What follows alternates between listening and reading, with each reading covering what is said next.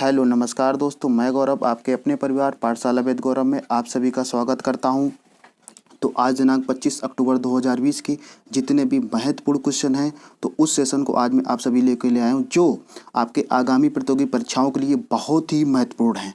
ठीक है, जिन नए साथियों ने जो हमारे चैनल पे अभी तक नए हैं उन साथियों ने अभी तक अगर पाठशाला विद गौरव चैनल को सब्सक्राइब नहीं किया है तो कृपया करके प्लीज़ सभी लोग सब्सक्राइब कर लें। ठीक है, तो आज का सेशन स्टार्ट करते हैं और देखते हैं आज का हमारा फर्स्ट क्वेश्चन कौन सा है। तो फर्स्ट क्वेश्चन की बात करते हैं। फर्स्ट क्वेश्चन है कि जर्मनी में अंतरिक्ष केंद्र बनाएगा नाटो। ठीक है, आगे समझते हैं। नाटो देशों के रक्षा मंत्रियों ने एक अंतरिक्ष केंद्र स्थापित करने पर सहमति व्यक्त की है। अंतरिक्ष में रूस और चीन बढ़ती उपस्थिति के बारे में चिंता के बीच यह एक कदम उठाया गया है। नाटो का कहना है कि नया केंद्र जर्मनी के रामस्टीन में अपने वायु मकान में स्थित होगा। यह उपग्रह संचार और इमेजरी का उपयोग करके गठबंधन के मिशन और संचालन के लिए समर्थन प्रदान करेगा। अब इससे देख लेते हैं इससे इंपॉर्टेंट क्वेश्चन कौन कौन से बन सकते हैं। ठीक है, तो क्वेश्चन यहाँ पे क्या है, जर्मनी में अंतरिक्ष केंद्र बनाएगा नाटो, यानी कि जो नाटो है वो आपका अंतरिक्ष केंद्र कहाँ पे बनाएगा, वो आपका जर्मनी में बनाएगा। ठीक है, आगे इसी में बात करते हैं।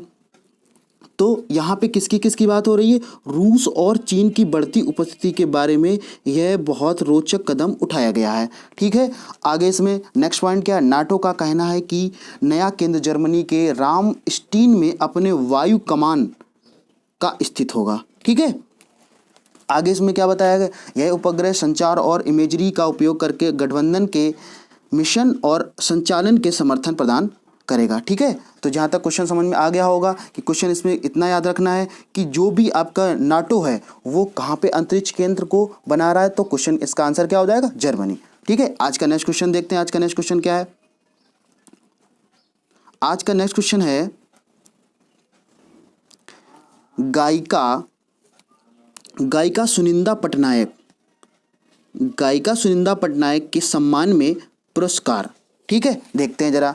तो उड़ीसा सरकार ने प्रख्यात गायिका सुनिंदा पटनायक के सम्मान में शास्त्रीय संगीत में उत्कृष्टता के लिए सुनिंदा सम्मान, कौन सा सम्मान, सुनिंदा सम्मान की स्थापना की है, जो आपके शास्त्रीय संगीत के लिए उड़ीसा संगीत नाटक अकादमी पुरस्कार अब सुनिंदा सम्मान के नाम से होगा। यानी कि कुल मिला के क्या है कि इसका नाम चेंज कर दिया गया है और अब इसका नाम क्या हो गया है, सुनिंदा सम्मान इसका नाम हो गया है। ठीक है, अब अगर यहीं पे बात करते हैं कि इसमें आखिर क्या क्या चीज़ें हैं, तो सुनिंदा सम्मान में 25 लाख रुपए, कितना, 25 लाख रुपए क्या होगा आपका नगद पुरस्कार आपको दिया जाएगा और एक प्रशस्ति पत्र दिया जाएगा। प्रशस्ति मतलब एक आपका सर्टिफिकेट आपको प्रदान किया जाएगा। ठीक है, आगे इसी में प्रख्यात भारतीय शास्त्रीय गायक सुनिंदा पटनायक का जनवरी 2020 में कोलकाता में निधन हो गया है। तो अगर अब यहाँ से बात करते हैं, यहाँ से इंपॉर्टेंट क्वेश्चन कौन कौन से बन सकते हैं। तो पहला तो सबसे इंपॉर्टेंट पुरस्कार ये है कि इंपॉर्टेंट जो आपका बिंदु है वो क्या है कि ये जो सुनिंदा सम्मान है ये कहाँ पर स्थापित किया गया, कौन से पुरस्कार कहाँ पे, तो वो सरकार कौन सी है, उड़ीसा सरकार में ये आपका पुरस्कार दिया जाएगा। ठीक है, अब अगर यही बात करते हैं कि अगर आपसे क्वेश्चन पूछ लिया जाए कि जो आपका सुनिंदा सम्मान पुरस्कार है ये आपका पहले किस नाम से जाना जाता था, तो क्या बोलेंगे, उड़ीसा संगीत नाटक अकादमी के नाम से ये जाना जाता था। इसके बाद में अगर हम बात करते हैं सुनिंदा सम्मान के लिए, तो इसमें कुल मिलाकर कितना 22.5 लाख रुपए का नगद पुरस्कार और एक प्रशस्ति पुरस्कार दिया जाएगा। और ये सम्मान अभी हाल ही में क्या हुआ था, इनका निधन हो गया था। तो ये कब हुआ था, जनवरी 2020 में। जनवरी 2020 में कहाँ पे हुआ, कोलकाता में। तो जो भी इसके इंपॉर्टेंट क्वेश्चन थे, जो भी इसके इंपॉर्टेंट फैक्ट थे, वो सभी आपको समझ में आ गए होंगे। अब आगे नेक्स्ट बात करते हैं कि आज का नेक्स्ट क्वेश्चन क्या है। तो जब नेक्स्ट क्वेश्चन की बात करते हैं, अध्यक्ष नियुक्त किए गए जहाँ, जरा समझते हैं कि अध्यक्ष आखिर ये किसमें आपके नियुक्त किए गए। ठीक है, देखो समझते हैं जरा। तो जम्मू और कश्मीर सरकार ने घनश्याम झा को जम्मू और कश्मीर जल संसाधन नियामक प्राधिकरण का अध्यक्ष नियुक्त किया है। झा पूर्व में केंद्रीय जल आयोग और गंगावाड़ नियंत्रण समिति के अध्यक्ष भी क्या हैं आपके ये रहे हैं। एक सरकारी आदेश के अनुसार अध्यक्ष की नियुक्ति उस तिथि से प्रभावी होगी जब वह प्राधिकरण पद का व्यवहार ग्रहण करता है। अब जरा इसके कुछ जो मुख्य बिंदु हैं उन मुख्य बिंदुओं को समझ लेते हैं। आज के इसमें मुख्य बिंदु इसके क्या क्या बन सकते हैं, समझते हैं जरा इसका आज के मुख्य बिंदु क्या हैं इसके। तो जब इसके मुख्य बिंदु की बात करते हैं तो यानी कि किसकी बात हो रही है, जो आपका जल संसाधन नियामक प्राधिकरण है उसके अध्यक्ष कौन नियुक्त किए गए हैं, तो वो हैं आपके घनश्याम झा। और कहाँ पे नियुक्त किए गए हैं, तो आपके जम्मू और कश्मीर में क्या किए गए हैं, नियुक्त किए गए हैं। ठीक है, अब यहीं पे अगर हम बात करें कि झा पूर्व में केंद्रीय जल आयोग, यहाँ से बहुत आपका इंपॉर्टेंट क्वेश्चन बन जाता है। ठीक है, क्योंकि जल से रिलेटेड जितने भी क्वेश्चन हैं केंद्रीय जल आयोग, क्योंकि अभी आपके हाल ही में इस आयोग का गठन हुआ है, तो इससे क्या रहता है कि आगामी जितनी भी परीक्षाएं होती हैं उन सभी में क्वेश्चन यहाँ से बनता ही बनता है। ठीक है, तो क्या याद रखना है कि केंद्रीय जल आयोग के इससे पहले वो अध्यक्ष रह चुके हैं। ठीक है, आगे एक सरकारी आदेश के अनुसार अध्यक्ष की नियुक्ति उस स्थिति से प्रभावी होगी जब वह प्राधिकरण में पद का प्रभार ग्रहण करेगा। ठीक है, तो जो भी क्वेश्चन इसके इंपॉर्टेंट क्वेश्चन थे वो सभी आपको समझ में आ गए। आज के नेक्स्ट क्वेश्चन की तरफ बढ़ते हैं। आज के नेक्स्ट क्वेश्चन की तरफ हम बढ़ते हैं तो हमारा नेक्स्ट क्वेश्चन क्या है कि भूटान में भारत समर्पित परियोजना पुरस्कार जीता। ठीक है, समझते हैं जरा क्या है इस क्वेश्चन के मुख्य फैक्ट क्या है। भूटान में भारत सहायता प्राप्त मगदेचू जल विद्युत परियोजना। ठीक है, तो ये आपके लिए क्या हो जाएगी, इंपॉर्टेंट हो जाएगी। मगदेचू जल विद्युत परियोजना को यूके स्थित सिविल इंजीनियर संस्थान द्वारा सिविल इंजीनियर में उत्कृष्टता के लिए प्रतिष्ठित ब्रुनेल मंडल, कौन से मंडल से, ब्रुनेल मेडल से सम्मानित किया जाएगा। ठीक है, आगे देखते हैं इसका और इसमें मुख्य बिंदु क्या है। प्रधानमंत्री मोदी ने 17 अगस्त 2019 को 720 मेगावाट परियोजना का उद्घाटन किया था। Run of river plant 4,500 crore रुपए की लागत के मध्य भूटान के ट्रोंगसा दोगजांग खांग जिले में मगदेचू नदी पर बनाया गया है। ठीक है, तो जरा इसके कौन कौन से क्वेश्चन इससे बन सकते हैं जरा ये भी समझ लेते हैं। तो देखो जैसा आपको फिगर में यहाँ पे दिख रहा होगा कि इस तरीके का आपका क्या है, ये परियोजना बनाई गई है। ठीक है, तो इसका मुख्य बिंदु क्या है, इसके मुख्य बिंदु को समझ लेते हैं कि सबसे पहले नंबर पे तो आप ये बात करते हैं कि ये कहाँ पे लॉन्च की गई है। ठीक है, तो ये कहाँ पे है, भूटान। ठीक है, और ये किसने लॉन्च की, तो ये लॉन्च की थी 17 अगस्त 2019 को 720 मेगावाट की परियोजना का उद्घाटन किया गया था। ठीक है, आगे समझते हैं इसमें। और अगर लागत की यहीं पे बात करते हैं तो लागत कितनी हो जाएगी इसमें, 4500 करोड़ रुपए की लागत के हिसाब से ये बनाया गया। और कहाँ बनाया गया, भूटान में बनाया गया। कौन सी नदी पे बनाया गया है, तो ये आपका हो जाएगा मगदेचू नदी पर बनाया गया। ठीक है, तो जितने भी इंपॉर्टेंट फैक्ट इस क्वेश्चन थे तो उन सभी को मैंने डिटेल में उसको बता दिया है।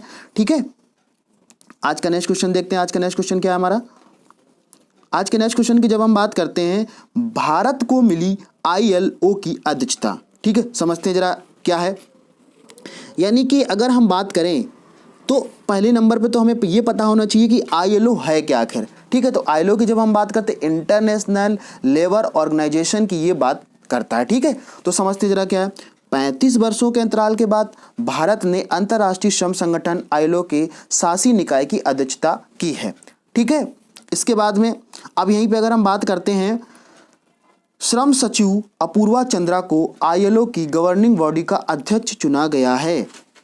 समझ में आ गया, यानी कि गवर्निंग बॉडी की जब बात करें कि अगर इसके अध्यक्ष किसको चुना गया है तो वो कौन हो जाएंगी, अपूर्वा चंद्रा को इसके अध्यक्ष चुना गया। कौन, श्रम सचिव के रूप में इसको अध्यक्ष को चुना गया है। ठीक है, इसी में देखते हैं अगला पॉइंट क्या है। शासी निकाय GB ILO को शीर्ष कार्यकारी निकाय जो नीतियों, कार्यक्रमों, एजेंडा, बजट का निर्धारण करता और महानिदेशक का चुनाव करता है। ठीक है, तो कुल मिलाकर इससे दो क्वेश्चन आपसे यहाँ से बन सकते हैं कि पहला क्वेश्चन क्या है, आपसे ये पूछ लिया जाएगा ILO की अध्यक्षता कौन कर रहा है, तो वो कौन कर रहा है, भारत कर रहा है। अब भारत की जब बात करते हैं तो ये आपको बताना है कि ये कितने वर्षों के बाद में इसको अध्यक्षता करने को मिल रही, तो 35 ईयर में हो जाएगी। इसके अध्यक्ष की बात करते हैं तो कौन हो जाएंगे, अपूर्वा चंद्रा हो जाएंगी। ठीक है, आगे नेक्स्ट क्वेश्चन की बात करते हैं। तो आज का नेक्स्ट क्वेश्चन है कि नवंबर में वाटर टैक्सी सेवाओं की शुरुआत, जरा समझते हैं कहाँ पे इसकी शुरुआत की गई है। तो ये आपकी शुरुआत की गई है मुंबई में। कहाँ शुरुआत की गई है? मुंबई में। मुंबई पोस्ट ट्रस्ट नवंबर में प्रिंसेस डॉक में शहर के घरेलू क्रूज टर्मिनल से वाटर टैक्सी सेवा की शुरुआत की गई है। तो किसकी शुरुआत की? वाटर टैक्सी की सेवा शुरुआत की गई है। ठीक है, इसमें और पॉइंट देखते हैं क्या है। यह शुरू में मुंबई बेलापुर बासी जवाहरलाल नेहरू पोस्ट ट्रस्ट और मनवा के बीच वाटर टैक्सी संचालित करने की योजना बना रहा है। ठीक है, तो यहाँ से मुख्य पॉइंट ये आपके क्या हो जाएंगे कि ये किनके बीच और कहाँ पे योजना ये चल रही है। वाटर टैक्सी वर्तमान में सड़क मार्ग से लगभग 1.5 घंटे के बजाय 30 से 40 मिनट में नवी मुंबई तक पहुँचने में सक्षम होगी। ठीक है, तो इसमें मेन पॉइंट क्या हो जाएगा कि पहले अगर ये हम घूम के जाते हैं, ठीक है, अगर वाटर के थ्रू नहीं जाते हैं तो कितना जाएगा? 1.5 घंटे का समय लगेगा। वहीं पे अगर हम पानी के थ्रू जाते हैं तो इसमें समय कितना लगेगा? 30 से 40 मिनट का समय लगेगा। और कहाँ पे? नवी मुंबई में पहुंचने में यहाँ पे समय लगेगा। ठीक है, तो क्वेश्चन इसमें जो इंपॉर्टेंट क्वेश्चन थे समझ में आ गए होंगे कि नवंबर में वाटर टैक्सी की सेवा की शुरुआत की जाएगी। कहाँ शुरुआत की जाएगी? तो ये मुंबई पोर्ट पे शुरुआत की जाएगी। और ये किन किन के बीच चल रही? तो बेलापुर वासी जवाहरलाल नेहरू पोस्ट ट्रस्ट और मनवा के बीच वाटर टैक्सी संचालित की जाएगी। ठीक है, पहले कितना समय लगता था? 1.5 घंटे का समय लगता था, लेकिन जब हम पानी के थ्रू जाएंगे, वाटर टैक्सी के थ्रू जाएंगे तो कुल मिला के 30 से 40 मिनट का समय यहाँ पे लगने वाला है। आज का नेक्स्ट क्वेश्चन देखते हैं क्या है। आज का नेक्स्ट क्वेश्चन है दिल्ली हवाई अड्डा विश्व स्तर पर दूसरा सबसे सुरक्षित। यानी कि अगर हम बात करते हैं, देखते हैं मुख्य बिंदु क्या आज के इस क्वेश्चन में है। दिल्ली एयरपोर्ट ऑपरेटर डायल को कोरोना वायरस से संबंधित स्वास्थ्य और सुरक्षा प्रोटोकॉल के प्रभावी कार्यान्वयन के लिए इसे विश्व स्तर पर दूसरे सबसे सुरक्षित एरोड्रम के रूप में प्रमाणित किया गया है। यानी कि मुख्य बिंदु क्या हो जाएगा? एरोड्रम के रूप में क्या किया गया है? इसमें प्रमाणित किया गया है। और किसको? दिल्ली एयरपोर्ट को। ठीक है, और देखते हैं इसमें क्या क्वेश्चन है। सुरक्षित यात्रा के स्कोर सेफ ट्रेवल बैरोमीटर की एक पहल है। ये पहल किसकी है? Safe travel barometer. यानी कि इसमें क्या होगा, जितने भी यात्री हैं ट्रेवल कर रहे हैं तो वो देखा गया कितने आपके सेफ हैं कोरोना वायरस को, कोविड-19 को लेकर ये आपकी योजना क्या की गई। इसके तहत देखा जाए तो दिल्ली एयरपोर्ट है सबसे टॉप लेवल, सेकंड नंबर पे यहाँ पे काम कर रहा है। ठीक है, और प्रोटोकॉल के कारण 200 से अधिक हवाई अड्डों का आकलन किया गया था। तो अगर आपसे पूछ ले कि इसके अंतर्गत कितने हवाई अड्डों का आकलन किया गया था, तो 200 हवाई अड्डों का आकलन किया गया। उनमें से जो दिल्ली एयरपोर्ट है वो कौन से नंबर पे है? दूसरा सबसे सुरक्षित विश्व अड्डा बन गया है। ठीक है, आज का नेक्स्ट क्वेश्चन देखते हैं। आज का नेक्स्ट क्वेश्चन क्या है? आज के नेक्स्ट क्वेश्चन की जब हम बात करते हैं तो आज का हमारा नेक्स्ट क्वेश्चन है कि 24 अक्टूबर को कौन सा दिवस मनाया गया है? संयुक्त राष्ट्र दिवस मनाया गया है। ठीक है, समझते हैं जरा इसके मुख्य बिंदु क्या है। तो क्या है? 24 अक्टूबर 1948 से संयुक्त राष्ट्र दिवस के रूप में मनाया जाता है। चूंकि यह 1945 में स्थापित हुआ था, इसलिए इस वर्ष संयुक्त राष्ट्र दिवस की 75वीं वर्षगांठ थी। यहाँ से क्वेश्चन क्या बन जाएगा? कौन सी गांठ थी? 75वीं वर्षगांठ थी। ठीक है, और ये कब मनाया जाता है? 24 अक्टूबर 1948 को संयुक्त राष्ट्र दिवस के रूप में यह मनाया जाता है। क्योंकि ये स्थापित कब हुआ था? 1945 में ये स्थापित हुआ था। कौन? यूएन की यहाँ पे बात हो रही है कि यूएन की बात हो रही है। ठीक है, आगे समझते हैं। द्वितीय विश्व युद्ध की समाप्ति के तुरंत बाद संयुक्त राष्ट्र की स्थापना हुई थी। यानी कि कब? द्वितीय विश्व युद्ध की समाप्ति के बाद तुरंत संयुक्त राष्ट्र की स्थापना हुई थी। यह एक अंतर सरकारी संगठन है जिसकी प्राथमिक भूमिका विश्व शांति और सुरक्षा बनाए रखने के लिए है। आज के नेक्स्ट क्वेश्चन की तरफ हम बढ़ते हैं। तो आज का नेक्स्ट क्वेश्चन क्या है? वुहान के लिए पहली वंदे भारत मिशन उड़ान। यानी कि आपको पता होगा कि जब कोविड-19 का इतना प्रकोप था तो क्या जितनी भी आपकी उड़ानें थी वो उन सभी को रद्द कर दिया गया था। ठीक है, और जहां से आपको पता ही होगा कि वुहान शहर से ही आपके कोविड-19 का क्या हुआ था, वहां से वो बना था। ठीक है, समझते हैं जरा। तो यहाँ पे क्या है? एयर इंडिया ने 30 अक्टूबर को वुहान के लिए अपनी उड़ान का संचालन करेगी। सबसे पहला केंद्रीय चीनी शहर जहां से कोरोना वायरस दिसंबर में शुरू से उभरा था, आधिकारिक तौर पर जून में वायरस से सुरक्षित घोषित किया गया था और सभी प्रतिबंध हटा लिए गए थे। ठीक है, तो अगर हम बात करते हैं यहाँ पे कि जो वुहान शहर है, वुहान शहर आपका, अगर वुहान शहर की बात करते हैं तो वुहान शहर क्या नाम जून में क्या गया था, वहाँ से वायरस को सुरक्षित घोषित कर लिया गया था। और यहाँ पे अगर इसी की क्वेश्चन में बात करते हैं तो क्या है, दोनों देशों में फंसे भारतीयों को उनके गंतव्य तक वापस पहुँचाने में मदद करने के लिए एयर इंडिया द्वारा चीन के 6ठी BBM उड़ान होगी।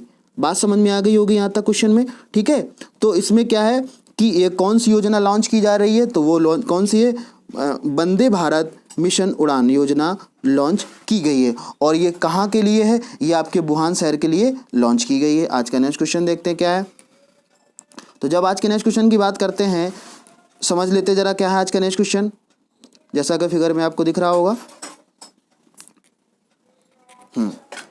एन के साहू DG के रूप में पद ग्रहण किया है। समझते हैं जरा इसके मुख्य बिंदु क्या है। लेफ्टिनेंट जनरल नंदा किशोर साहू ने डायरेक्टर जनरल डेंटल सर्विस और colonel commandant of army dental corps के रूप में पदभार ग्रहण किया है। और इनके बारे में समझते हैं कि ये आखिर क्या क्या थे। तो वह एक अंतर्राष्ट्रीय स्तर पर प्रशस्त लेखक, शिक्षक और KS मास्टर रजत के विजेता हैं। वह एक उच्च क्रम की अपनी असाधारण सेवाओं के लिए 5 आयोगों और राष्ट्रपति पुरस्कार, विशिष्ट सेवा पुरस्कार के लिए प्राप्त करता है। ठीक है, तो यहाँ से मुख्य बिंदु क्या बन सकते हैं कि यहाँ पे NK साहू DG के रूप में ना इन्होंने क्या किया, पद को ग्रहण किया है। और अगर यहीं पे बात करें तो ये क्या है, मास्टर रजत पदक विजेता थे। ठीक है, तो मुख्य क्वेश्चन यहाँ पे समझ में आ गए होंगे कि यहाँ पे कौन कौन से मुख्य बिंदु हैं। तो अगर हम आज के क्वेश्चन ऑफ द डे की बात करते हैं तो क्वेश्चन ऑफ डे में आप लोगों को ये बताना है, जैसा कि यहाँ पे लिख रहा है कि आपका कब द्वितीय विश्व युद्ध। ठीक है, तो आपको कमेंट बॉक्स में आज ये बताना है कि जितने भी आपके कितने विश्व युद्ध हुए हैं और वो उनके कब कब कौन कौन से वर्ष में हुए हैं। ठीक है, आई थिंक आप लोगों को जो भी क्वेश्चन है वो सभी लोगों को समझ में आ गया होगा। Thanks for watching.